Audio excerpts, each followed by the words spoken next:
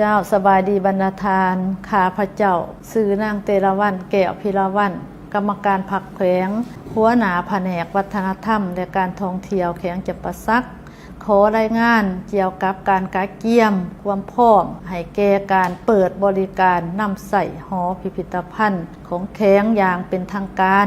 ในท้ายเดือนนี้เนาะคือลังที่ทานได้รับรู้นำกันแล้วว่าแขวงจำปาสักเป็นแขวงหนึ่งที่มีความอุดมสมบูรณ์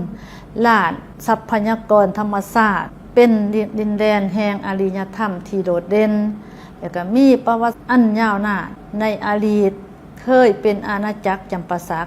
ซึ่งมีบทบาทสำคัญในภูมิภาคเป็นส่วนหนึ่งของอาณาจักรด่านสร้างในอดีตที่มีความรุ่งเรืองศิวิไลซ์ทางด้านวัฒนธรรมอารยธรรมที่หลากหลายซึ่งมีสิ่งยั่งยืนบูหานสถานเป็นต้นแมนสถานบูหานวัดภูจำปาสักวัตถุบูหานต่างๆพร้อมพื้นที่มรดกซึ่งมีอายุหลายพันปีภายหลังที่ได้รับการปลดปล่อยพรรคและรัฐบาลบ่ร่วมบ่เฉพาะก็แมน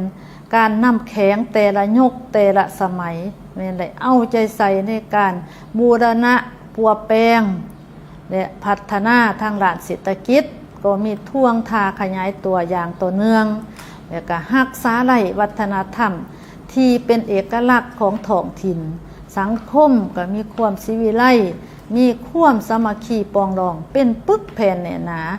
มีหลายอันได้รับการพัฒนาผลเด่นในนั้นหอพิพิธภัณฑ์ก็เป็นหนึ่งที่ได้รับการปรับปรุงและเป็นบอนท่อนโฮมทรัพย์สมบัติ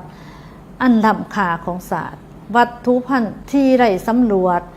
ขุดค้นได้ก่อได้มารักษาและว่างอยู่หอพิพิธภัณฑ์ของแขวงย้อนเห็นคุณค่าและความสำคัญของเวียกดังกล่าวนั้นการนำของแขวง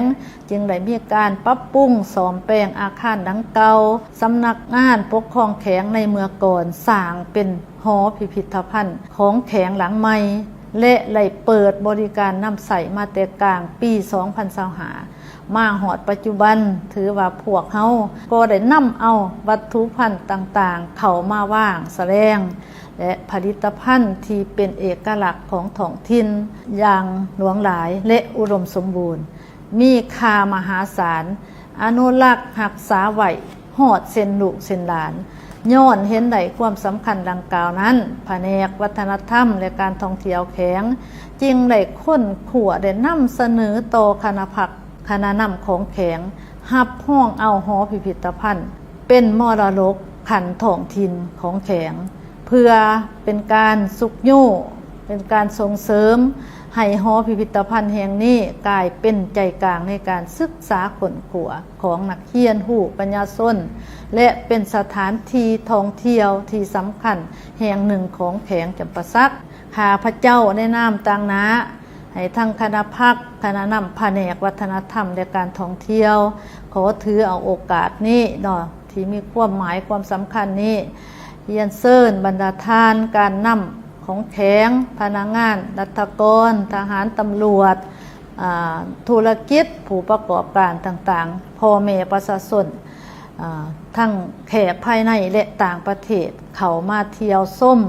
เขามาเยี่ยมมายามมาเบิ่งหอพิพิธภัณฑ์ของแขวงข้าพเจ้าได้เที่ยวส้มตลอดเวลาซึ่งพวกเขาจะได้เปิดบริการทุกวันเริ่มแต่เวลา 8:00 น. 17:00 น. เป็นต้นไปขอบใจ